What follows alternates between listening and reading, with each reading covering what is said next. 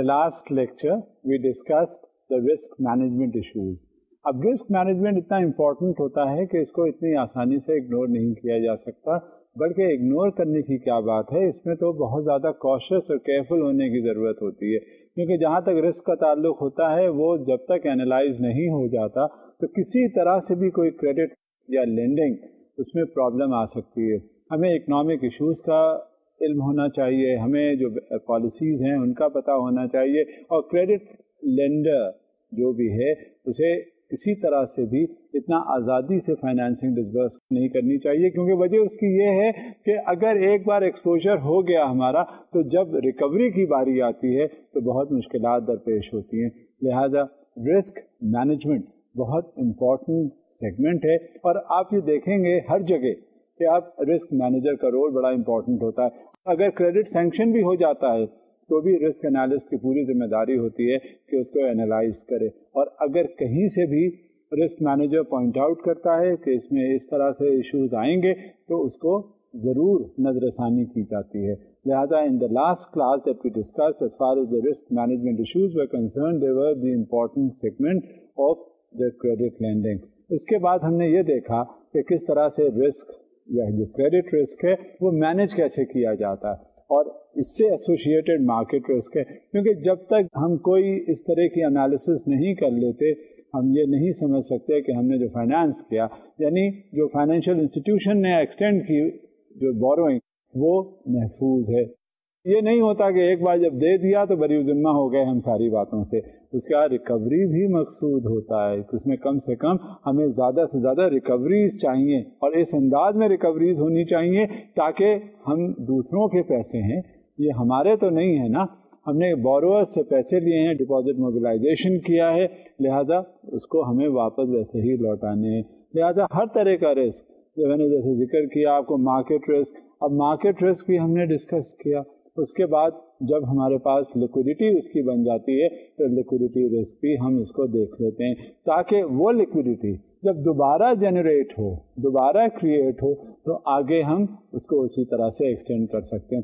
اب یہی نہیں ہے سب سے امپورٹنٹ چیز جو ہے وہ کریڈٹ مینجمنٹ رسک ہے، بلکہ جو آپریشنل ایشوز آتے ہیں اس کے کورس میں کیا کیا ہوتے ہیں وہ بھی ہمیں اینالائز کرنا ہوتا ہے، وہ بھی دیکھنا ہوتا ہے. اب جب انٹرنیشنل ٹریڈنگ ہو جاتی ایک کنٹری سے دوسرے کنٹری کے ساتھ ساتھ جب ہماری ٹریڈنگ ہوتی ہے تو ہمیں یہ پتہ چل جاتا ہے کہ کس انداز میں ٹریڈنگ ہو رہی ہے اور کیا کیا رسک فیکٹرز ہیں کرنسی ایکسچینج میں جو ضروری ہوتے ہیں، اور اس کی انالیسس کرنا ہمارے لیے بڑا ضروری ہوتا ہے. اور اس کے بعد جو سب سے امپورٹنٹ ایشوز ہوتے ہیں جو پرائسنگ کا، کیونکہ جب بھی کبھی کوئی بوروئنگ ہوتی ہے اس میں سب سے پہلی بات آتی ہے کہ وہ بزنس مین یہ پوچھتا ہے، یہ سمجھنے کی کوشش کرتا ہے کہ اسے وہ کاسٹ کتنی کرے گا.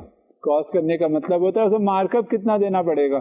جب یہ انالیسس ہو جاتی ہے تو اسی حساب سے ساری ریکوریز کا شیڈیول بن جاتا ہے، اور اس کے حساب سے ہم اس لیکوڈیٹی رسک کو دیکھ لیتے ہیں. کیونکہ اس میں جو سب سے امپورٹنٹ ایشو ہوتا ہے کہ اگر یہ ساری رسک انالیسس ہمارے پاس نہیں ہے تو یہ لیڈ کر جاتی ہے بینکنگ فراڈس کی طرف. اب اسی میں یہ بات آ جاتی ہے روگ ٹریڈرز کی، کیونکہ روگ ٹریڈرز بھی ہوتے ہیں جب کوئی ٹرانزیکشنز کر رہے ہوتے ہیں تو یہ لوگ اکاؤنٹس فرضی کھلوا کے اور آپس میں ٹرانزیکشنز کر لیتے ہیں اور پیسے میں خرد برد ہو جاتی ہے. تو یہ ساری چیزیں جو ہیں یہ رسک انالیسس کا ایک ذریعہ ہوتی ہیں تاکہ یہ پروٹیکشن پرووائڈ کیا جا سکے فائنینشیل انسٹیٹیوشن کو اگینسٹ رسپانسبل لینڈنگ. اس کے بعد فراڈیولنٹ لونز کا سلسلہ تھا تو ہم نے اس پہ روشنی ڈالی، آپ سے بات کی، آپ سے ذکر ہوا. اور اس کے بعد وائر فراڈ جو ریمیشنس وغیرہ جو ٹرانسمیشنس ہوتے ہیں فنڈس کے وہ بھی ایک دوسرے سے ہم نے ڈسکس کیے. فورجڈ اور فراڈیولنٹ ڈاکیومنٹس کی بیسس بھی ذکر ہوئی، کیونکہ بیسک چیز یہ ہوتی ہے کہ بینکس جو ہیں وہ کسی کموڈیٹیز میں ڈیل نہیں کرتے، ان کا بیسک ایشو ہوتا ہے ڈاکیومنٹس، اور ڈاکیومنٹس میں اگر فورجری ہو جائے تو پھر رہ کیا گیا. اس لیے the bankers are very particular as far as the financial documents are concern. اس میں فراڈز ہوتے ہیں، اس میں فورجریز ہوتی ہیں تو the banks have to pay a heavy price. As a matter of fact, the entire lot of financial institutions will have to contribute a lot, because if there is going to be a fraud, if there is going to be a forgery, then of course it is the public money which is to be accounted for, and on this account they have to be quite careful. یہ سارا purview میں آتا ہے کس کے؟ Risk management کے. اور risk جب لینڈنگ ہوتی ہے تو ظاہر ہے رسک بھی انوالو ہوتا ہے اور اس کی انالیسس بھی بہت ضروری ہوتی ہے. اور پھر دیکھا یہ جاتا ہے کہ کچھ ڈپازٹس جو ہوتے ہیں وہ ان انشورڈ ہوتے ہیں. ان انشورڈ ڈپازٹس کیا ہوتے ہیں, ان کو کس طرح سے پروٹیکشن حاصل ہوتا ہے. پھر ایک آئیڈینٹی کا تھیفٹ بھی ہوتا ہے کہ تھیفٹ آف آئیڈینٹی ہو گیا اور اس میں ہم نے کس طرح سے اس کو کور کرنے کی کوشش کی. ڈیمانڈ ڈرافٹ کا فراڈ ہوتا ہے. فرض کے جو بھی بینکنگ انسٹرومنٹس ہوتے ہیں وہ کسی نہ کسی انداز میں آپ کو فراڈ سے بچانا ہوتا ہے. یہ سارا جو ہے رسک ہے. میں نے آپ سے پہلے بھی ذکر کیا تھا, جب بھی کبھی کوئی بات ہوتی ہے تو جہاں کہیں روپے پیسے کی بات ہوئی وہاں فوراً رسک شروع ہو گیا. May be the case of stolen cheques اور the accounting fraud, stolen credit اور دا ڈیبٹ کارڈ. وہ تو میں نے آپ سے ذکر کیا تھا کہ اگر آپ یہ سمجھ لیں کہ آپ کا والیٹ غائب ہو گیا اور اس میں کریڈٹ کارڈ آپ کا ہے تو یہ نہ سمجھیے گا کہ وہ کریڈٹ کارڈ آپ کا محفوظ ہے اور آپ کے ساتھ اگر اس کا پن نہیں ہے, بلکہ اصل چیز ہی یہی ہے کہ اسی وقت جائیں گے جس نے بھی چوری کی ہے وہ جا کے ٹرانزیکشن. میں نے اپنے آپ خود مثال دی تھی کہ اس طرح سے میرا والیٹ غائب ہوا اور والیٹ غائب ہوتے ہی وہ کریڈٹ کارڈ کا استعمال ہوا اور کریڈٹ کارڈ استعمال ہوتے ہی وہ جتنے پیسے بھی تھے اکاؤنٹ میں وہ سب ودرا ہو گئے. اب ظاہر ہے وہ ٹرانزیکشن تھا وہ ہو گیا, جب تک کہ کوشچن مارک ہوتا ہے پتہ چلا اکاؤنٹ کا بیلنس جو تھا وہ نل ہو گیا. یہ ریئل لائف سچویشن تھی جو میں نے آپ سے جس کا ذکر کیا. فراڈولنٹ لون اپلیکیشنز بھی دی جاتی ہیں ویگ ناموں سے تاکہ لونز لے لیے جائیں اور پھر اس کا یوٹیلائزیشن بزنس کے پوائنٹ آف ویو سے نہ کر کے وہ کسی اور جگہ انویسٹمنٹ کر دیا جائے. اس میں ایک سینیریو تھا, اس میں ایک کویشچن بھی آپ سے تھا کہ کیا یہ چیک کے فراڈز وغیرہ جو ہیں وہ پریونٹ کیے جا سکتے ہیں. اس کا جواب بھی آپ کو دیا گیا تھا. اب ایک اس میں ہدایت بھی تھی, ایک تنبیہ بھی تھی کہ کریڈٹ اور ڈیبٹ کارڈ کو کس طرح سے پریونٹ کرنا چاہیے. یہ ساری چیزیں پچھلی بار ہم نے آپ سے ذکر کی تھی اور یہ رسک کس طرح سے انوالو ہوتا ہے, اس کی انالیسس کس طرح سے کی جاتی, ایک اس کا جائزہ آپ کے سامنے پیش کیا. غرض کہ آپ کو اس سے اندازہ اب ہو گیا ہوگا کہ کس طرح سے کریڈٹ لینڈنگ جب ہوتی ہے تو اس میں رسک انوالو ہوتا ہے اور اسی رسک کے انوالومنٹ سے آپ یا تو کبھی بچ جاتے ہیں یا بالکل تباہ ہو جاتے ہیں جہاں رسک انوالومنٹ نہیں ہوتا. بہت سے فیکٹرز ایسے ہوتے ہیں کہ multi national concerns, multi national corporations collapse کر جاتی ہیں, جہاں فراڈولنٹ ٹرانزیکشنز ہوتے ہیں, جہاں پر نیتیں خراب ہوتی ہیں, جہاں پر اکنامک کلیپس کریٹ کر دیے جاتے ہیں اور کیا ہوتا ہے وہ ادارہ, وہ ملٹی نیشنل کنسرن بالکل ختم ہو جاتی ہے. آپ کو یاد ہوگا جب شروع میں ہم نے بات کرنی شروع کی تھی ایز فار ایز انسٹیٹیوشنل کلیپسز کی, گلوبل انسٹیٹیوشنل کلیپسز کی, ان میں ایک ذکر آیا تھا دی اینرون کلیپس. اب یہ کیا تھے, اب اس کا اوور ویو کیا ہے, فائنینشیل اس میں کرائسس کس طرح سے کریٹ کی گئی, کیا کیا ایشوز شامل تھے, کس طرح سے ان کا پروٹیکشن کرنا چاہیے تھا جو نہیں ہوا, کیا چیزیں تھیں جو سامنے آنی چاہیے تھیں وہ نہیں آئیں. ایک یہ بہت بڑا اور میجر ایشو بن گیا as far as the Enron collapse is concerned. اور یہ ملٹی نیشنل کنسرن اس کا جگہ جگہ ہر کنٹری میں اس کی برانچز تھیں, اس کے سیٹ اپس تھے. جب وہ سامنے آیا تو لوگوں کی آنکھیں کھل گئی کہ ہاں اس طرح سے اکاؤنٹنگ ایشوز تھے جن پہ پردہ ڈالا گیا, یہ آڈیٹنگ ایشوز تھے ان پہ پردہ ڈالا گیا, یہ ٹرانزیکشنل ایشوز تھے ان پہ پردہ ڈالا گیا. غرض کی تمام جو اس کی جو ایکٹیویٹیز تھی اس کا اوور ویو اگر آپ کے سامنے آئے گا تو آپ کو خود ہی پتہ چل جائے گا کہ کیا محرکات تھے, کیا فیکٹرز تھے جس کی وجہ سے اتنا بڑا کلیپس ہوا جو میجر ڈیزاسٹر ہوا. Only months before Enron Corporation bankruptcy filing in December 2001, the firm was widely regarded as one of the most innovative, fastest growing and best managed businesses in the United States of America. اس میں تو خیر کوئی شک ہی نہیں تھا. آپ نے ضرور اس کا نام سنا ہوگا, آپ نے انرون کا نام سنا ہوگا کیونکہ یہ ایک بڑی ابھرتی ہوئی ملٹی نیشنل کنسرن تھی اور یہ گروئنگ کنسرن تھی. صرف یونائٹڈ اسٹیٹس آف امریکہ تک یہ محدود نہیں تھی بلکہ اور ممالک میں بھی اس کی شاخیں تھیں. اور آپ اندازہ کر سکتے ہوں گے کہ یہ اتنی مشہور و معروف کنسرن تھی کہ اس کی ونگز ہر طرف اسپریڈ اوور ہو رہے تھے. آپ دیکھیے گا کتنی یہ ابھرتی ہوئی کنسرن اور یہ کس طرح سے اس کا collapse ہونے لگا. With the swift collapse, shareholders, including thousands of Enron workers who held company stock in their 401k retirement accounts, lost tens of billions of dollars. Investigations of wrongdoing may take years to conclude, but Enron's failure already raises financial oversight issues with wider applications. اب آپ نے یہ دیکھا کہ کس طرح سے جب اس میں کلیپس ہوا اس کو پروب کیا گیا، یہ کنسرن ختم ہو گئی، اس کی برانچز تھیں مختلف کنٹریز میں، وہاں ٹوٹل وائپ آؤٹ ہو گئیں. اب ظاہر ہے جب ایک اتنی ابھرتی ہوئی انوویٹو کنسرن کا کلیپس ہوتا ہے تو پھر اس کے ریزنز پروو کیے جاتے ہیں. ایک تو ریزنز اس وجہ سے پروو کیے جاتے ہیں کہ یہ معلوم ہو کہ یہ کلیپس کیوں ہوا. دوسرے اس کی وجہ ایک اور بھی ہوتی ہے کہ جب ریزنز اننسیٹ ہو جاتے ہیں تو یہ معلوم ہو جائے تاکہ اور جو کنسرنس ہیں ان پہ خراب اثرات نہ ہوں، اور اگر وہاں یہی کچھ ہو رہا ہے تو وہاں اس کا پریونٹیو میجرز لیے جائیں، پریکاشنری اسٹیپس لیے جائیں، تاکہ اگر اسی طرح سے ورلڈ وائڈ کلیپس ہوتے رہے تو آپ سمجھ لیجئے پھر کوئی ملٹی نیشنل کنسرن رہے گی نہیں، کوئی کانسیپٹ ہی نہیں رہے گا، کیونکہ جو چیز ابھرے گی، جو اس لیول پر پہنچے گی وہ ختم ہو جائے گی. This lecture briefly examines the accounting system that failed to provide a clear picture of the firm's true condition, the independent auditors and board members who were unwilling to challenge Enron's management, the Wall Street stock analysts and bond raters who missed the trouble ahead, the rules governing employers' stock in company pension plans, and the unregulated energy derivatives trading that was the core of Enron's business. اب یہ سارے issues تھے جس میں Enron involve تھا. اب جب ایک میجر ایشوز، جب اسٹاک ہولڈرز، جب پینشن کے فنڈز، جب دوسرے اور فنڈز اس میں انوالو تھے اور اسی میں ہی خرد برد ہو جائے، اسی میں گڑبڑ ہو جائے، امپلائیز جو وہاں کام کر رہے ہیں ان کو وہ بینیفٹس جو ملنے والے تھے وہ نہ ملے، کیونکہ اب ان کے پاس فنڈز ہی نہیں بچے، اور فنڈز گئے کہاں؟ وہ ادھر ادھر فراڈولنٹ ٹرانزیکشنز ہوئے، اور ان فراڈولنٹ ٹرانزیکشنز کی وجہ سے وہ کمپنی کے بالکل بینکرپٹسی ہو گئی. جب ایک کمپنی بینکرپٹ ہو گئی تو آپ اسے اندازہ کر لیجئے وہ پیسے کہاں سے دے، جو اس کے کمٹمنٹس تھے وہ کہاں سے آنر کریں، چاہے وہ اس کے امپلائیز ہوں یا اسٹیک ہولڈرز ہوں.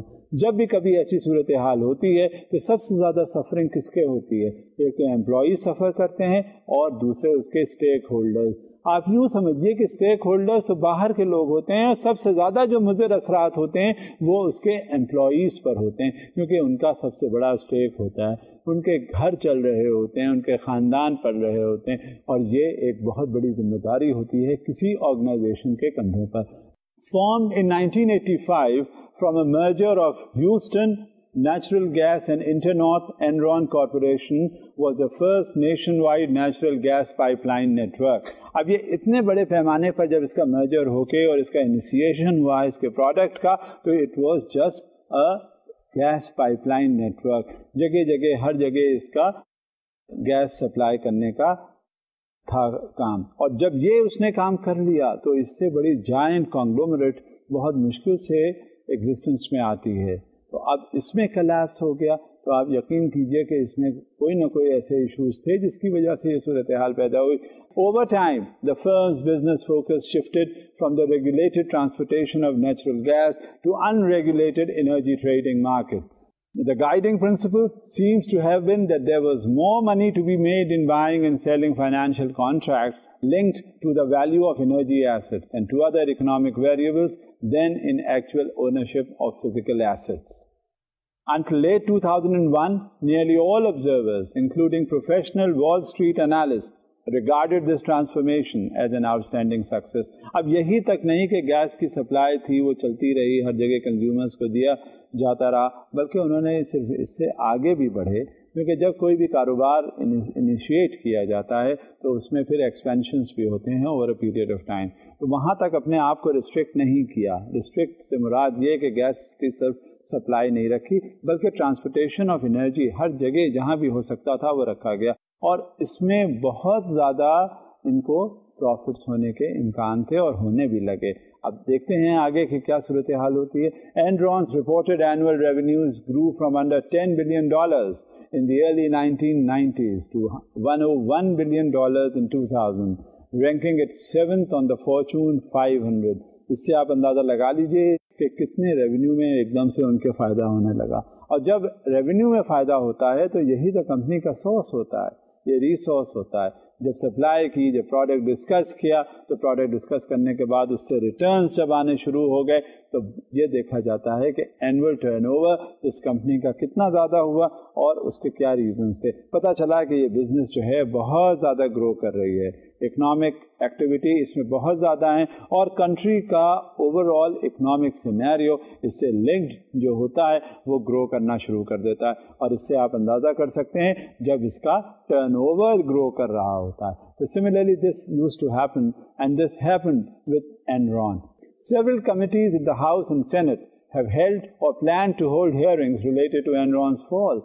جب کبھی ریونیو کا ٹرن اوور ڈٹرمن ہو جاتا ہے تو اس سے ہمیں اندازہ ہو جاتا ہے کہ کس انداز میں یہ کام ہو رہا ہے اور ورکنگ اس کی کس طرح سے ہے. تو جہاں تک انرون کا تعلق تھا وہ گرو کر رہی تھی اور پروفٹ جنریٹ کر رہی تھی، اور جہاں پروفٹ جنریشن کی بات آتی تھی تو جتنا امینس قسم کا پروفٹ جنریشن تھا تو اس میں کسی کو بھی شک نہیں ہو سکتا تھا کہ کیا صورتحال ہے. اور جب ریونیو جنریشن کی بات آئی it was a growing organisation اور اکنامک گروتھ ہو رہی تھی، اکنامک پراسپیرٹی ہو رہی تھی. اس سے اس آرگنائزیشن کو ہی نہیں بلکہ وہ سارے کنٹری کی اکانومی کو، سارے نیشن کی اکانومی کو گرو کروا رہی تھی.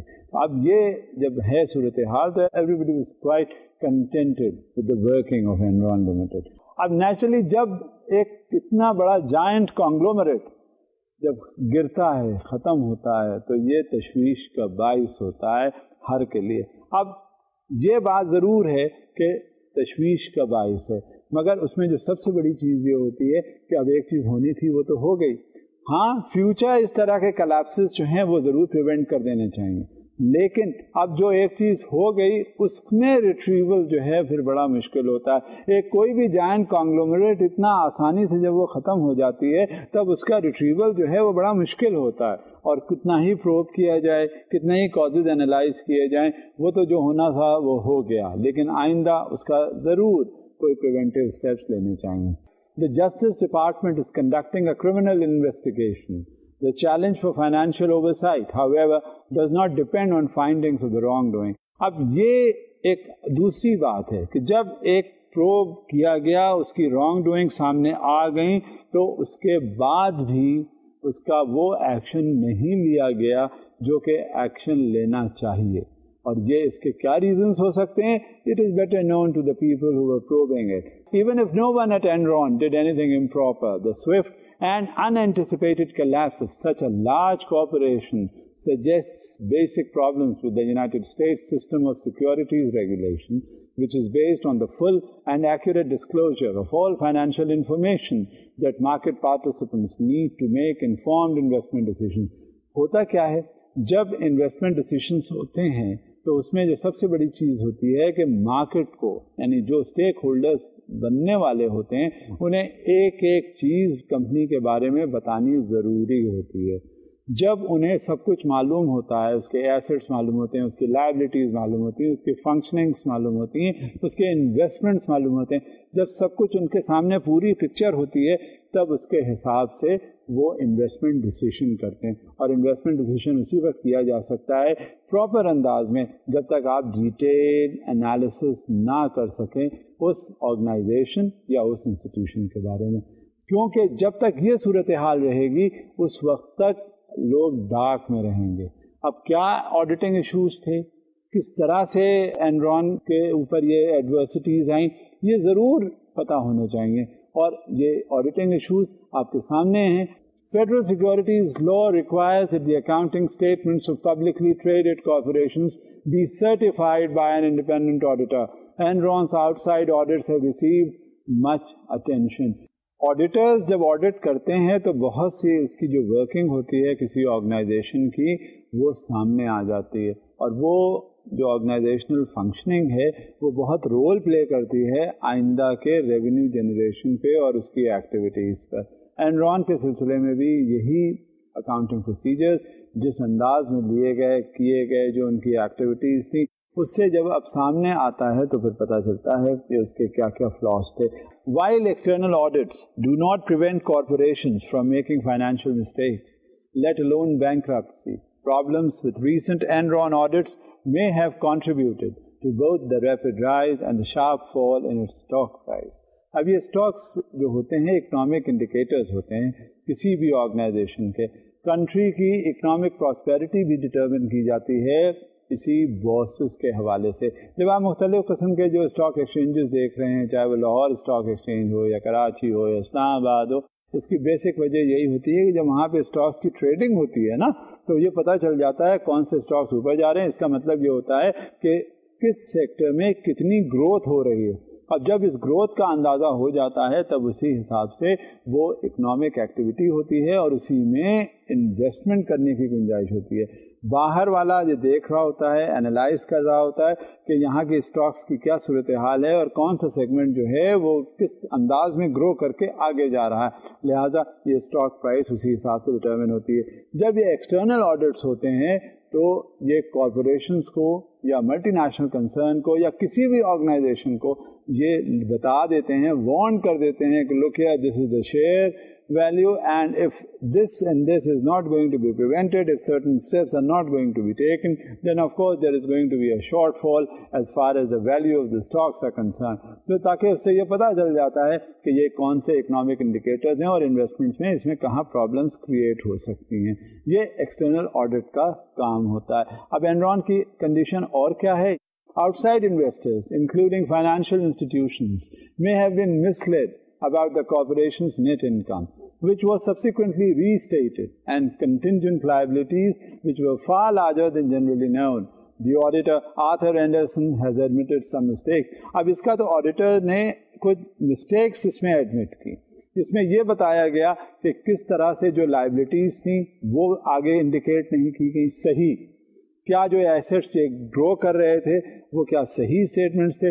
اندازہ یہ ہوا کہ اس کی جو لائبلٹیز تھیں اور کنٹینجنٹ لائبلٹیز دونوں جو تھیں وہ انڈر اسٹیٹ یا اوور اسٹیٹ کی گئی تھیں, جس کی وجہ سے اس کی ٹرو پکچر یا کریکٹ ریفلیکشن پبلک کے سامنے نہیں تھا. اسٹیک ہولڈرز جو تھے انہیں صحیح صورتحال کیونکہ معلوم نہیں تھی, اس وجہ سے they were misled and they believed, and that is why they went into the real stakes and the shares as far as the Enron is concerned. اگر انہیں کل کو صحیح سچویشن بتا دی گئی ہوتی تو ضروری نہیں ہے کہ اتنا انویسٹمنٹ ہوتا اور وہ پھر ultimately leading to the collapse نہ ہوتا. Anderson fired the partner in charge of Enron audits on January 15, 2002, and Enron dismissed Anderson on January 17. One issue is whether Anderson's extensive consulting work for Enron may have compromised its judgment in determining the nature, timing, and extent of audit procedures, and in asking that revisions be made to financial statements. اب یہ جو auditors involved ہوتے ہیں اس میں ان کا بھی بہت بڑا رول ہوتا ہے کسی آرگنائزیشن یا کسی کمپنی کی بیلنس شیٹ یا فائنینشیل پریپیئر کرنے میں. اور یہ فائنینشیلس یا جو بیلنس شیٹ ہوتی ہے یہ صحیح ہونے کی اتنی ضرورت ہوتی ہے کیونکہ اسی پر ہی دار و مدار ہوتا ہے اسٹیکس کا. باہر جو انویسٹر ہوتا ہے, جو شیئر ہولڈر ہوتا ہے, وہ سب سے پہلے وہ پراسپیکٹس دیکھتا ہے. پراسپیکٹس سے مراد یہ ہوتی ہے اس کا profit and loss trading account, اس کے balance sheet, cash flow and income statement. جب یہ اس کے سامنے سارا آ جاتا ہے اس کے بعد اسے اندازہ ہو جاتا ہے کہ کمپنی کی اکنامک گروتھ کس طرح ہو رہی ہے, آیا یہ اکنامکلی پراسپرس ہے یا نہیں ہے. جب آپ صحیح سچویشن آنے ہی نہیں دیں گے کسی کے سامنے اور وہ اوور اسٹیٹ کر دیا جائے گا, لائبلٹیز اور ایسٹس کی صحیح ریفلیکشن نہیں ہوگی, ریونیو ٹرن اوور کا ذکر اتنا صحیح نہیں ہوگا, انفلیٹڈ ہوگا. جب یہ سب کچھ سامنے ہوگا تو بیچارہ اسٹیک ہولڈر جو ہے وہ تو مسلیڈ ہو گیا نا, اسے تو پتہ ہی نہیں چلا کہ ایکچوئل سچویشن کیا ہے, اور اس نے ایک روزی پکچر دیکھ کے سامنے آڈٹ یا بیلنس شیٹ کے حساب سے وہ انویسٹمنٹ کر دیتا ہے اور وہ انویسٹمنٹ اس میں ہوتا چلا گیا. یہ ہوا اینرون کے ایک ون آف دا فیکٹرز کہ کس طرح سے آڈٹ نے رول پلے کیا اور صحیح پکچر سامنے نہیں آئی. Management, of course, it is the responsibility which is indicated in it. Questions have also been asked about Anderson destroying documents and emails related to its audits. Oversight of auditors has primarily rested with the American Institute of Certified Public Accountants, a non-governmental trade group, and state boards of accountancy. اب یہ سب سے بڑی چیز ہوتی ہے کہ جب آپس میں ڈسپیوٹس پیدا ہو جائیں, کانٹروورسیز پیدا ہو جائیں, تو اس میں سب سے بڑی چیز یہ ہوتی ہے کہ پبلک بیچارہ جو اسٹیک ہولڈر ہے وہ مارا جاتا ہے. کیونکہ انٹرنل کانٹروورسیز کچھ ہو رہی ہوتی ہیں وہ باہر تک پتہ نہیں چلتی. جب باہر جو اسٹیک ہولڈر ہوتا ہے اس کو جب کچھ معلوم ہی نہیں ہے تو وہ تو بڑے اچھے اور اطمینان سے ہو جاتا ہے کہ ہاں اس نے جو انویسٹمنٹ کیا ہے he will get the due dividends and he will get the due returns. لیکن انٹرنلی یہ سچویشن نہیں ہوتی کیونکہ یہ مس لیڈنگ ہو رہی ہوتی ہے. On January 17, 2002, the chairman of the Securities and Exchange Commission proposed a new oversight board that would be responsible for disciplinary actions. اب یہ ڈسپلنری ایکشن کے ایک اوور ویو بورڈ تو بنا دیا, لیکن یہ کیا ایکشن لیتا ہے؟ سب سے بڑی چیز یہ ہوتی ہے کہ اس کے اکاؤنٹنگ ایشوز کیا ہوتے ہیں. آڈیٹنگ ایشوز تو میجر رول پلے کر ہی رہے ہوتے ہیں, لیکن ساتھ ساتھ آڈٹ جو کرتا ہے وہ اس کی ایکٹیویٹیز کے حساب سے کرتا ہے. جب ایکٹیویٹیز وہاں پہ کچھ ہو جاتی ہیں تو اس میں پھر آڈٹ ہوتا ہے اور اس کے بعد وہ ریفلیکٹ کرتا ہے اس کے اکاؤنٹنگ پروسیجرز کو, اور جہاں اکاؤنٹنگ پروسیجرز میں کوئی فلاز ہوتے ہیں وہ آڈیٹرز اس کو فوراً پوائنٹ آؤٹ کرتے ہیں, کیونکہ بیسک چیز یا بیسک ایلیمنٹ کسی آرگنائزیشن کی ورکنگ کے لیے ہوتی ہے وہ اس کے اکاؤنٹنگ پروسیجرز ہوتے ہیں, کیونکہ ہر چیز بیس کرتی ہے. ایسٹس کیا ہوتے ہیں, لائبلٹیز کیا ہوتی ہیں, اس کے ایسٹس ایکوزیشن کیا ہوتے ہیں, لانگ ٹرم لائبلٹیز کیا ہوتی ہیں, اس کی کنٹینجنٹ لائبلٹیز کیا ہوتی ہیں, اس کے شیئر ہولڈرز کس طرح سے ریئیکٹ کر رہے ہوتے ہیں, اس کا انویسٹمنٹ پورٹ فولیو کیا ہوتا ہے, اس کا فنڈ مینجمنٹ کس طرح سے ہوتا ہے. غرض کی یہ ساری چیزیں لنکڈ ہوتی ہیں کسی آرگنائزیشن میں, اور اس کی گروتھ کے لیے accounting issue is considered to be of paramount importance, کیونکہ یہ جو سامنے ہم دیکھتے ہیں مینوفیکچرنگ کنسرن یا ٹریڈنگ کنسرن, جو سامنے ٹریڈنگ ہو رہی ہوتی ہے نا, اس کا بیک اپ بہت ضروری ہوتا ہے ان شیپ آف اکاؤنٹس. اور جب تک وہ اکاؤنٹنگ پروسیجرز بالکل اسٹریم لائن اسموتھلی موو نہیں کرتے اس وقت تک کوئی آرگنائزیشن اچھی طرح فنکشن نہیں کر سکتی.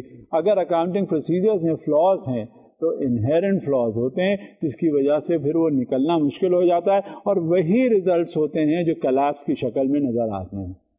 دس is one of the procedures that has been adopted as far as the Enron collapse is concerned, کہ آڈیٹرز کو طرف سے صحیح صورتحال نظر نہیں آئی اسٹیک ہولڈرز کو.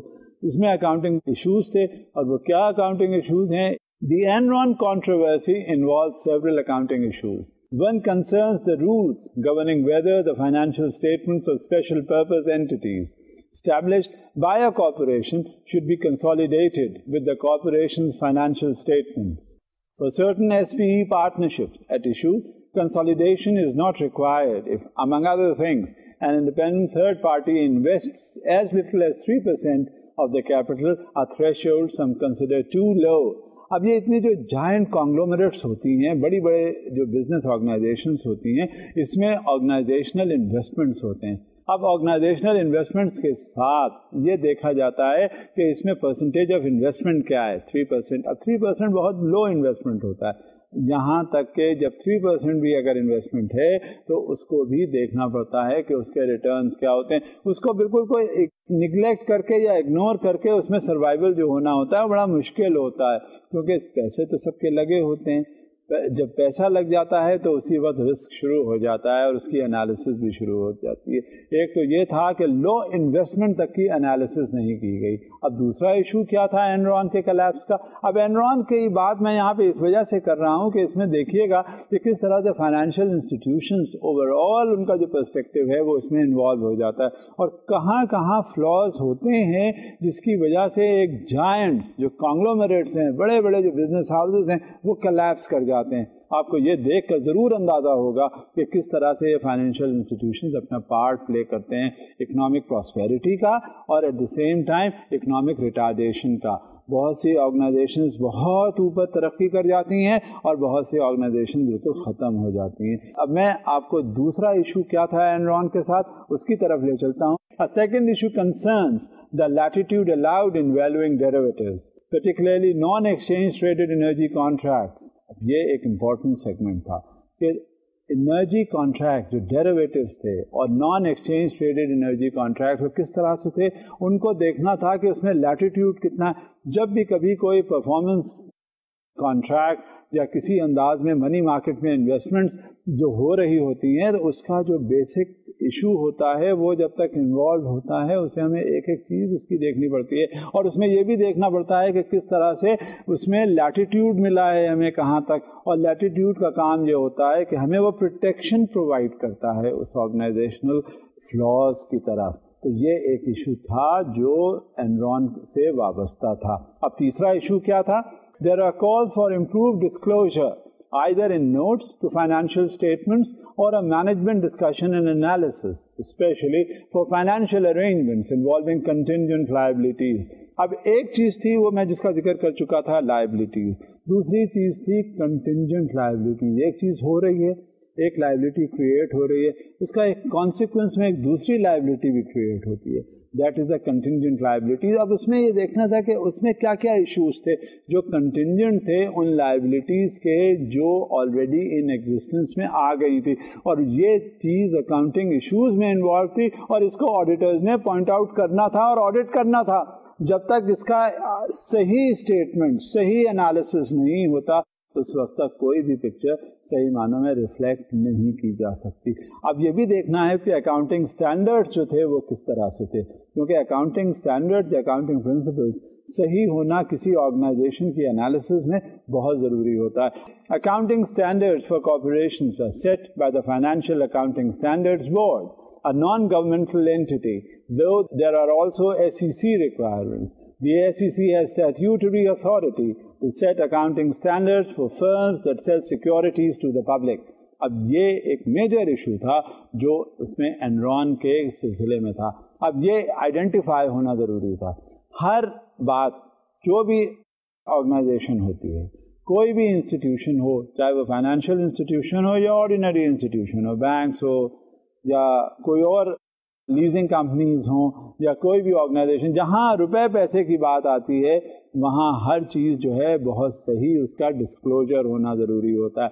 اور جب تک کہ ڈسکلوجر صحیح نہ ہو اس وقت تک ایشوز جو فلاڈ ہوتے ہیں وہ اور ملٹیپلائی ہوتے جاتے ہیں جیومیٹرک پروگریشن سے. کیونکہ ڈیلی بیسس پہ جب آپ اپنا کام کرتے ہیں اس آرگنائزیشن میں، اکاؤنٹس اس میں چل رہے ہوتے ہیں، اس میں ایسٹس کریٹ ہوتے ہیں، اس میں لائبلٹیز بڑھتی ہیں، تو آپ کا اکاؤنٹ تو اس میں آ گیا، اکاؤنٹنگ پروسیجرز آ گئے. جہاں یہ سارے ایشوز آ جاتے ہیں تو اس میں کیا پتہ چلتا ہے آپ کو؟ اس میں سب سے زیادہ یہ ہے کہ یہ اکاؤنٹنگ پروسیجرز ہیں اور اس میں کہیں فلاز ہوں تو یہ رول ہوتا ہے اکاؤنٹنٹس کا اور آڈیٹرز کا کہ وہ پوائنٹ آؤٹ کریں کہ یہ بیسس ہے اس میں فلا کی اور it is leading towards a disaster اور ٹو اے کلیپس، جو کہ انرون کے سلسلے میں نہیں کیا گیا. اور جب یہ ایشوز آ بھی گئے تھے سامنے تو بھی پبلک کو بتایا نہیں گیا اور ایک روزی پکچر وہ سامنے رہی. اب امپلائیز تھے، امپلائیز کے بھی ایشوز تھے. اب سب سے بڑا ایشو اس میں ایک پینشن ایشوز بھی تھا. اب پینشن ایشوز کیا تھا؟ Like many companies Enron sponsors a retirement plan, a 401k for its employees to which they can contribute a portion of their pay on a tax deferred basis. اب یہ دیکھیے یہاں سے شروع ہو جاتا ہے رسک. ایلیمنٹ آف رسک اس میں involve ہوتا ہے کہ ایک اسکیم اناؤنس کی کسی آرگنائزیشن نے، کسی کمپنی نے. اب اس ایشو میں کیا تھا؟ پیسے کا رول آ گیا. اب وہ امپلائیز جو اس آرگنائزیشن میں کام کر رہے ہیں ان کی ایک اسکیم تھی جس میں ان کا کنٹریبیوشن تھا پینشن کے حوالے سے، کہ وہ ایک پورشن ہے اپنی سیلری کا جو اس میں کنٹریبیوٹ کریں گے اور وہ ڈیفرڈ ہوگا ٹیکس اس پر فار اے فیوچر ڈیٹ. اب انہوں نے کیا کیا؟ انہوں نے پیسے تو دینے شروع کر دیے نا. اب ان کا کنٹریبیوشن شروع ہو گیا تو کیا ہوا؟ اس کا رسک شروع ہو گیا. اب دیکھیں آگے اور کیا سلسلہ بن جاتا ہے. As of December 31, 2000, 62% of the assets held in the corporation's 401k retirement plan consisting of Enron stock. اور جتنا بھی تھا اس میں Enron کا stakes جو تھے وہ انوالو تھے کیونکہ امپلائیز کا کنٹریبیوشن آنا شروع ہو گیا. اور یہ کنٹریبیوشن کیا تھا؟ یہ وہ اسکیم تھی جو پینشن فنڈ کے حوالے سے جنریٹ ہوئی. Many individual Enron employees held even larger percentages of Enron stock in their 401k accounts. Shares of Enron, which in January 2001 traded for more than $80 per share, were worth less than 70 cents in January 2002. اب دیکھیں کتنا فرق ہو گیا. یعنی جو trading shares کی $80 پر share تھی وہ اس کی جو اصل ویلیو جو آ کے ہوئی, جو اس میں فلکچویشن ہوا, کہاں پہنچ گئی؟ وہ 70 سینٹس پہ پہنچ گئی. کہاں $80 اور کہاں 70 cents. Look at the vast difference. Look at the vast fall. Look at the down to earth cost of the stocks as far as the Enron is concerned. تو آپ کو اندازہ ہو سکتا ہے کہ کتنا امپلائیز کو لاس ہوا ہوگا. انہوں نے تو اس اسکیم میں اس وجہ سے حصہ لیا تاکہ ان کا کنٹریبیوشن ہو اور اس سے ان کو ریٹرن سے بینیفٹس ملیں, لیکن ایسا نہیں ہوا. Consequently, the company's bankruptcy has substantially reduced the value of its employees' retirement accounts. اب ظاہر ہے جب کمپنی بینکرپٹ ہو جاتی ہے, کسی کمپنی کے پاس وہ اثاثہ ہوتا ہی نہیں, مال و متاع اس کے پاس ہوتا ہی نہیں, وہ اپنے امپلائیز کو یا کسی کو کچھ دے نہیں سکتی. جب دے نہیں سکتی تو آگے ریٹرن کیا ہوتا ہے امپلائیز کا؟ کچھ بھی نہیں ہوتا.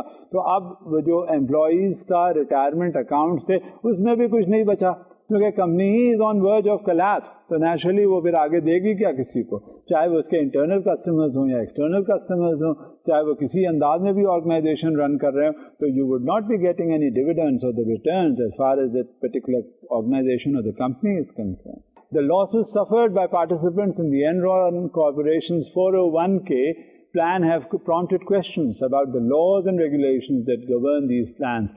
اب یہاں پر ایک سوال اٹھتا ہے کہ جب اس طرح کا کوئی پلان یا اسکیم اناؤنس کیا جاتا ہے کسی آرگنائزیشن میں, تو وہاں پر سب سے زیادہ یہ دیکھا جاتا ہے کہ اس کے لاز کیا ہیں, اس کے ریگولیشنز کیا ہیں, اس کے رولز کیا ہیں. کیا ان رولز ریگولیشنز کے حوالے سے اجازت ہوتی ہے اس آرگنائزیشن کو کہ اس طرح کی اسکیمس اناؤنس کریں, جس سے کہ اس میں امپلائیز پوری طرح پارٹیسپیٹ کریں. اور جب امپلائیز پارٹیسپیشن اس میں ہوتا ہے تو کیا پروٹیکشن پرووائڈ ہوتا ہے کس کو؟ امپلائیز کو, کیونکہ وہ اپنے پیسے دے رہے ہیں, اپنے حق حلال کی محنت کے پیسے, اپنے محنت کے پیسے جا رہے ہوتے ہیں. اس میں نتیجہ کیا ہوتا ہے؟ اس کے لاز کو ریوائز کرتے رہنا چاہیے اور اس پہ اسٹرکٹ مانیٹرنگ کی ضرورت ہے تاکہ in order to ensure the protection of such stakeholders who are considered to be the participants as far as the particular schemes are concerned. اب اس میں یہ تو پینشن کے حوالے سے, اسکیمز کے حوالے سے جو انرون نے انٹروڈیوس کی اور اس میں اس کے امپلائیز نے پارٹیسپیٹ کیا, اور نتیجہ کیا نکلا؟ وہ بیچارے لاس میں ہو گئے اور جتنا بھی انہوں نے لگایا تھا سارا گنوا بیٹھے. اب اس کے کچھ کارپوریٹ گورننس ایشوز بھی تھے انرون کے. اب یہ دیکھیے یہ سارے جو فیکٹرز ہیں, چاہے وہ پینشن کے ہوں, چاہے وہ آڈیٹنگ کے ہوں, چاہے وہ اکاؤنٹنگ کے ہوں, یہ سارے کلیکٹیولی جب مل جاتے ہیں کسی آرگنائزیشن میں تو وہ پھر آرگنائزیشن اتنی پھلتی پھولتی نہیں ہے, اور اس میں پرابلمس جو ہوتی ہیں وہ انہی ایشوز کی وجہ سے ہوتی ہیں. اگر شروع سے ہی ان ایشوز کو ٹیکل کر لیا جائے, جب کوئی صورتحال ایسی سامنے نظر آئے اور وہ ایشو سامنے آ جائے تو اس کو ویسے ہی سارٹ آؤٹ کر لینا چاہیے تاکہ آئندہ ایک بڑے ڈیزاسٹر سے اپنے آپ کو محفوظ رکھیں. The role of a company's board of directors is to oversee corporate management to protect the interest of the shareholders. However, in 1999, Enron's board waived conflict of interest rules to allow Chief Financial Officer Andrew Fastow to create private partnerships to do business with the firm. اب پہلے یہ تھا, ایک role بنایا گیا کہ private partnership جو تھی وہ الاؤ نہیں کی جا سکتی تھی. اب جب پرائیویٹ پارٹنرشپ الاؤ نہیں کی جا سکتی تھی تو اس وقت تک کمپنی جو تھی بہت وہ پروٹیکٹڈ رہی. اب کیا ہوا, جب کمپنی کا پروٹیکشن ختم ہوا تو اس کے بورڈ نے ایک یہ فیصلہ کیا کہ جب کبھی کوئی پارٹنرشپ اپنے آپ بنانا چاہے تو وہ بنا لے, اور بنانے کے بعد انرون سے وہ ٹریڈنگ کرے, اس سے وہ کاروبار کرے.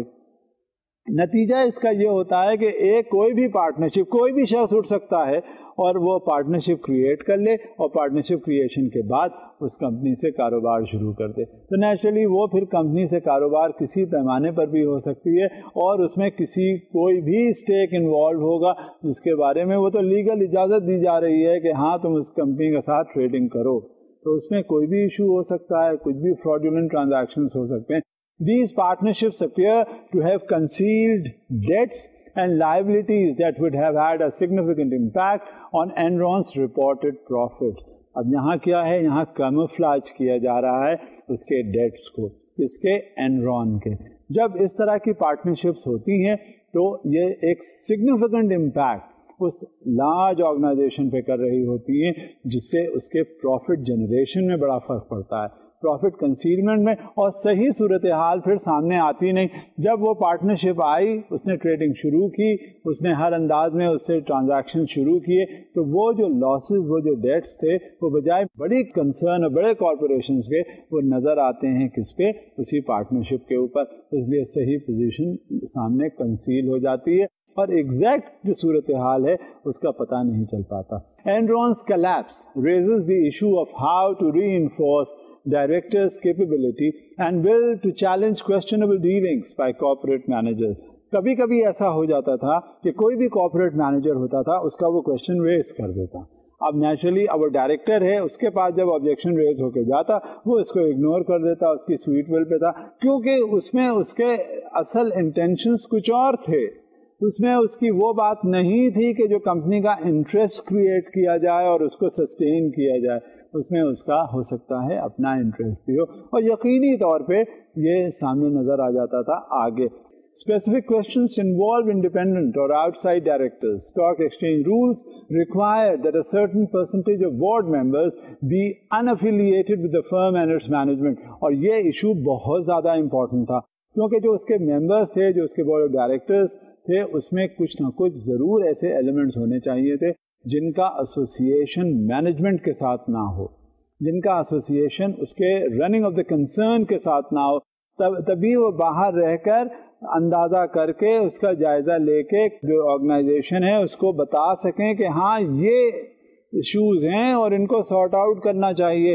اگر ہر آرگنائزیشن میں ہر ڈائریکٹر اس کے رننگ آف دی افیئرز میں انوالو ہوتا ہے تو وہ بہت سی چیزیں اگنور کر دیتا ہے، اسے پتہ ہی نہیں چلتا کہ کیا کرنا چاہیے. اور اگر اسے معلوم بھی ہو جاتا تو یہ سمجھ کے چلیں دوسرا کوئی کچھ نہیں کہہ رہا ہے تو ہم ضرورت کیا ہے. لہٰذا جب بورڈ آف ڈائریکٹرز کی بات ہوتی ہے، ان ایفیلیٹڈ اینڈ ان ایسوسیٹ ممبرز ضرور اس میں ہوتے ہیں جو پوائنٹ آؤٹ کرتے رہتے ہیں گاہے بگاہے اس کے فلاز. اب اس میں securities analyst issues. Securities analysts employed by investment banks provide research and make buy, sell or hold recommendations for the use of the sales staffs and their investor clients. These recommendations are widely circulated and are relied upon by many investors throughout the market. اب اس میں جو apart from so many issues which this particular concern was involved in, اس میں security issues بھی تھے، اور اس میں security analysts جو تھے وہ سب سے زیادہ انہیں پوائنٹ آؤٹ کرنے کی ضرورت ہوتی ہے کس طرح سے اسٹیکس کو بائی کریں، سیل کریں، ہولڈ کریں. اسی حساب سے ریکمنڈیشنز وہ کرتے ہیں اپنے سیل سٹاف کو اور انویسٹر کلائنٹس کو. اب اس میں یہ سارے ایشوز جو ہیں ایک کے بعد ایک لنکڈ ہیں آپس میں، چاہے وہ پینشن کے حوالے سے ہوں یعنی انٹرنل کسٹمرز کے حوالے سے ہوں، چاہے اکاؤنٹس کے حوالے سے ہوں، چاہے آڈٹ کے حوالے سے ہوں، یا غرض کے کسی بھی نہ کسی حوالے سے وہ سارے انٹر لنکڈ ہوتے ہیں. اور یہ سیکیورٹیز کی جب بات آ جاتی ہے وہ انویسٹمنٹس کی بات آتی ہے. جب سیکیورٹی اور انویسٹمنٹ جب آ جاتی ہے ایشوز یہ، تو اسے پھر اسی حساب سے حل کرنے کی ضرورت ہوتی ہے. Analyst support was crucial to Enron because it required constant infusions of funding from the financial markets. On November 29, 2001, after Enron's stock had fallen 99% from its high and after rating agencies had downgraded its debt to junk bond status, only 2 of 11 major firm analysts rated its stock a sell. اب یہ دیکھیے جب analyst جو ہیں بار بار کہے جا رہے ہیں کہ یہ جنک بانڈ ہے، یعنی جو انرون سے ایشوز اس میں آئے اور اسٹاکس کی بات آئی، they consider it to be a junk. اب جنک کا مطلب یہ ہوا اس کی کوئی ویلیو نہیں، لیکن کچھ اس میں جو میجر فرم انالسٹ تھے وہ اس کو ریٹ کرتے تھے کہ یہ سیل ہے، یعنی بیچے جا سکتے ہیں اور اس کے ریٹرنز مل سکتے ہیں. کتنا کانٹرڈکشن ہے آپس میں. اور وہ جو جنک سٹیٹس جنہوں نے ڈکلیئر کیا بالکل صحیح تھا، کیونکہ اس کی ویلیو کچھ نہیں رہی.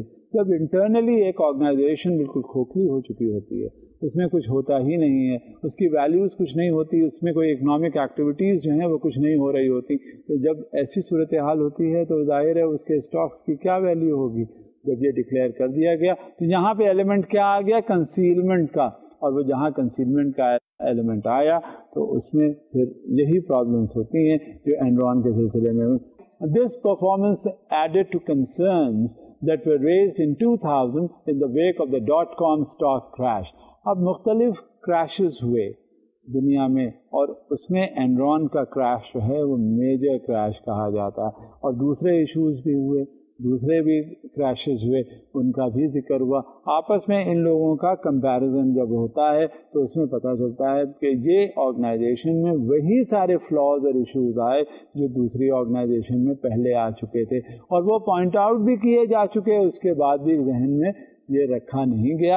اور اس میں کیونکہ سب کے اپنے اپنے انٹرسٹ ہوتے ہیں، اپنی اپنی ایکٹیویٹیز ہوتی ہیں. اب اس اینرون کے کلیپس میں apart from other issues, buy sell اور ہولڈ کا ایشوز کے علاوہ، سیکیورٹی انالیسس کے علاوہ، اس میں ڈیریویٹوز کا ایشو بھی تھا. کیونکہ جب کبھی ایک ٹوٹل اس کا تجزیہ لیا جاتا ہے کسی آرگنائزیشن کا تو وہ ساری چیزوں کو ملا کے لیا جاتا ہے. اب اس میں پہلے سیکیورٹی انالیسس کا بھی ایشو تھا جو کہ سامنے آیا کہ یہ سیکیورٹیز تھیں، اس کے حساب سے یہ کیا گیا، اور وہ جو شیئرز تھے اس کے انہیں جنک ڈکلیئر کرنے کے باوجود بھی انہیں اسی حساب سے سیل کیا جانے لگا، اور وہ اس میں وہ ڈویڈنڈس، وہ ریٹرنس نہیں تھے جو ہونے چاہیے. اب اس میں ڈیریویٹو ایشوز بھی تھے.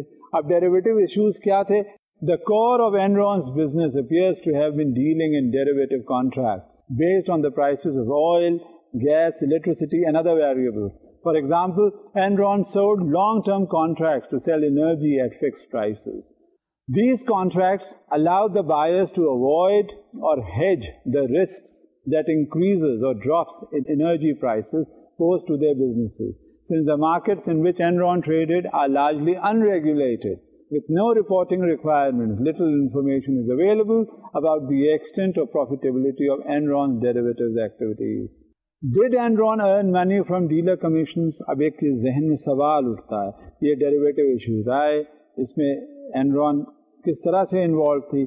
اب یہ جب ڈیریویٹو مارکیٹ میں آ گئے، اب کیونکہ یہ پورا کیپٹل اور منی مارکیٹ کا ایشو تھا، تو منی مارکیٹ اس میں انوالو ہوا، تو اس میں یہ بھی دیکھنا پڑتا ہے کہ جب بائی اور سیل ہو رہا ہے، وہ اسٹاکس آپ کے، وہ شیئر ہولڈنگس آپ کی جو کہ جنک کنسیڈر کر لی گئی، وہ پھر بھی کنٹینیوٹی میں مارکیٹ میں آ رہی ہیں اور ان کو سیل کیا جا رہا ہے. تو آپ کیا سمجھتے ہیں اس سے ریٹرنس ملیں گے؟ ایک یہ ظاہر ہے، ذہنوں میں سوال آتا ہے، آپ بھی ہوں، آپ بھی دیکھیں گے کہ وہ جنک ہے اور دوسرا کہا جا رہا ہے جنک نہیں ہے. تو اب جب مارکیٹ میں اس کو بیچا جائے ایکچولی تو اس سے ریٹرنس کیا ہوتے ہیں، یہ ضرور ذہن میں آتا ہے. تو آپ یہ دیکھیے کہ کیا ڈیریویٹوز کے ساتھ وہ ایشوز تھے، اور ڈیریویٹوز کے ایشوز کے ریٹرن میں کیا ان کو واقعی وہ کمیشنز وغیرہ ملے، اور اسپریڈس کیا ہوئے. اور was it actually speculating on future price trends, speculative losses in derivatives. Perhaps masked by creative accounting could have contributed to the firm's downfall.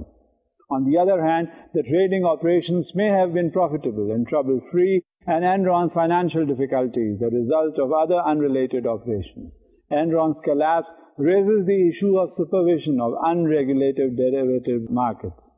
اب یہ سارے ایشوز تھے ایک کے بعد ایک. اب ان ایشوز کو دیکھنا ہے کہ کس طرح سارٹ آؤٹ کیا جائے. اب یہ کیونکہ اس میں کچھ کریکٹیو ایکشنز کی ضرورت ہے. جب پرابلمس آئیڈینٹیفائی ہو جاتی ہیں تو اسی حساب سے اس کے کریکٹیو ایکشنز بھی لیے جاتے ہیں، چاہے وہ کریکٹیو ایکشنز کسی بھی نیچر کا ہو. کیونکہ جب اصل پرابلم کا آئیڈینٹیفیکیشن ہو گیا تو اس میں کیا ہوتا ہے، وہ پرابلم آئیڈینٹیفائی ہو جاتی ہے تو ریئل سولوشن بھی وہیں آ جاتا ہے. تو اب یہ کریکٹیو ایکشنز اینرون کے حوالے سے کیا ہیں؟ The collapse of Enron proved to be a valuable wake-up call to a number of affected groups. The following actions have already been taken by the private organizations. اب یہ private organizations نے as a deterrent دیکھا، سمجھا، as a سبق انہیں ملا، lesson انہیں ملا کہ یہ ایشوز تھے جن پر کیئر نہیں کی گئی، اور نہیں کی گئی تو اس کا نتیجہ کیا نکلا. ظاہر ہے دوسری آرگنائزیشن جو ہیں وہ الرٹ ہو گئی اور انہوں نے کیا کیا کریکٹیو ایکشنز کیے، یہ آپ کے سامنے ہیں. The business roundtable composed of the chief executives of about 150 large firms urged corporations to adopt a number of voluntary changes in corporate governance rules, including that a substantial majority of corporate boards be independent, both in fact and appearance. The New York Stock Exchange and the National Association of Securities dealers approved major additions and changes in the rules for accounting, auditing, and corporate governance as necessary conditions for listing of a corporation's stock for trade on the exchange. The major continuing uncertainty is how the exchanges will monitor and enforce these rules. اب ایک major step یہ بھی ہے کہ یہ جو rules جو change کیے گئے ان کا مانیٹرنگ اور خاص طور سے ان کا امپلیمنٹیشن. جب امپلیمنٹیشن ہوگا تبھی پریونشن ہوگا. The International Corporate Governance Network, institutional investors that control about $10 trillion in assets, has approved a set of international standards for corporate governance that its members would use their voting power to promote. Standard & Poor's, one of the three major credit rating agencies, has developed a new concept of core earnings as a measure of earnings from a company's primary lines of business, compared with earnings as defined by the generally accepted accounting principles. یہ measures تھے جو لیے گئے. دنیا بھر کے agencies میں alertness پیدا ہو گئی. اس کے اندر یہ پیدا ہوا سلسلہ کہ یہ کیوں ہوئی یہ بات, اور جب یہ صورتحال ہوئی, اب دیکھیں ایک ایگزامپل ہے S&P کی. For example the S&P measure will exclude gains and losses from a variety of financial transactions. S&P plans to report this measure of earnings for all publicly held US companies. اب یہ سارے measures adapt کیے گئے. جب adapt کیے گئے تو ہمیں پتہ چلا کہ اینرون میں کس طرح سے کلیپسز ہوئے, ان کی ریزنز کیا تھی, اس میں فلاز کیا تھے, اور آپ کو اب یہ اندازہ ہو گیا کہ کس طرح سے فائنینشیل انسٹیٹیوشنز جو ہیں اپنا پارٹ پلے کرتے ہیں کسی بھی آرگنائزیشن کو یا بنانے میں یا اس کا کلیپس ہونے میں, چاہے وہ اس کے اکاؤنٹنگ پروسیجرز ہوں, چاہے اس کے آڈیٹنگ پروسیجرز ہوں, چاہے اس کے جو جنرلی ایکسیپٹیڈ اکاؤنٹنگ پرنسپلس ہوں, یا جتنے بھی ایشوز مارکیٹ ریلیٹڈ ہوں, اس کے شیئرز ہوں, یہ ساری چیزیں جو ہیں وہ فائنینشیل انسٹیٹیوشنز ہر طرح سے انوالوڈ ہوتی ہیں. اور اسی طرح سے چاہے وہ اس کے پینشن ایشوز ہوں, کارپوریٹ گورننس ایشوز ہوں, سیکورٹی انالیسس ایشوز ہوں, ڈیریویٹیوز ایشوز ہوں, these were the major issues which had been highlighted in the case of Enron collapse. Whatever those might be, they have to be looked into. کیونکہ اب یہ اتنے losses کے بعد بھی اگر ہم سبق نہ سیکھیں تو پھر ہماری کوتاہی ہے. اب during the course of our lecture ہم نے دیکھا کہ اینرون جو ایک اسٹیبل اور ایک جائنٹ کانگلومریٹ تھا گلوبل, اس پہ کس طرح سے کلیپسز ہوئے, کیا شارٹ کمنگس تھیں. اب سب سے زیادہ اس کا جو آڈیٹنگ ایشوز تھے, پھر اکاؤنٹنگ ایشوز تھے, دوز ور ڈسکسڈ. اس کے بعد what were the corrective actions that were taken. There were certain pension issues, corporate governance issue جو کہ میجر ایشو تھا کسی بھی کمپنی کے آرگنائزیشن میں کو رن کرنے کے لیے. اب سیکیورٹیز کی بات تھی, کیونکہ سیکیورٹیز ہی تھی. جب ڈیریویٹیوز کے ایشوز آئے تو سیکیورٹی انالیسس کی بات آئی. جب سیکیورٹی انالیسس کی بات آئی تو مارکیٹ میں ریپوٹیشن اور ٹریڈنگ کی بات آئی. جب یہ ساری باتیں سامنے آ رہی ہوتی ہیں تو وہ سمجھ میں آتا ہے کہ کیا آرگنائزیشنل ایشوز تھے. جب تک ہمیں ٹوٹل انالیسس, اور ایک چیز یہ یاد رکھیے گا کہ جب کوئی بھی آرگنائزیشن میں کنسیلمنٹ آ جاتا ہے تو وہ آرگنائزیشن کبھی پراسپر نہیں کر پاتی. تو آپ نے دیکھا, اندازہ کیا کہ جہاں تک اینرون کا تعلق تھا اس میں ڈسکلوجر میں پرابلم تھی. اس میں انہوں نے سب چیزیں بتائی نہیں پبلک کو, اسٹیک ہولڈرز کو نہیں پتہ چلی, انٹرنل کسٹمرز کو نہیں پتہ چلی, یعنی جو اس کے امپلائیز تھے. اب امپلائیز نے پینشن میں انویسٹمنٹ کیا, کچھ بھی نتیجہ نہیں نکلا. جب یہ ساری صورتحال سامنے آ گئی تو پتہ یہ چلا کہ یہ کافی فلاز تھے. آپ نے دیکھا کلیپسز کیسے ہوتے ہیں, آپ نے دیکھا فلاز کیسے ہوتے ہیں, آپ نے دیکھا کہ جب انٹینشنز ہمارے خراب ہوتے ہیں تو اس کو کس طرح سے ریزلٹس اس کے ڈیزاسٹرز ہوتے ہیں. غرض کہ یہ ساری چیزیں جو ہیں, چاہے وہ اکاؤنٹنگ پرنسپلس ہوں, چاہے رولس اینڈ ریگولیشنس ہوں, چاہے ہمارے خود کے انٹینشنس ہوں, اکٹھا کنٹریبیوٹ کرتے ہیں کسی بھی ڈیزاسٹر کے لیے. ہم اب نہیں رک جاتے ہیں, آئندہ پھر آپ سے ملاقات ہوگی انشاءاللہ. اجازت دیجیے, خدا حافظ.